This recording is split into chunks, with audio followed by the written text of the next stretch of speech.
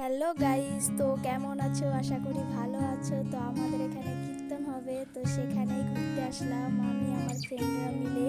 তো এখানে দোকানপাটি বসবে, সেই আয়োজন করাই হচ্ছে। তো আমরা আস্তে আস্তে মাঠের দিকে যাচ্ছি। তো এই কীর্তনের মাঠ এটা, কাপড় লাগানো এখনো হয়নি। তো মনে হচ্ছে উপরের কাজটা হয়ে গেছে, চারো সাইডের কাপড়গুলো লাগানো বাকি আছে। তো এখানে কুঞ্জ সাজানো হচ্ছে, সবাই মিলে হাতে হাতে কাজ করছে। তো নিচের কাপড়গুলো লাগানো এখন শুধু বাকি। তো আজকের মধ্যে মনে হচ্ছে কমপ্লিট হয়ে যাবে, ভালোই হচ্ছে।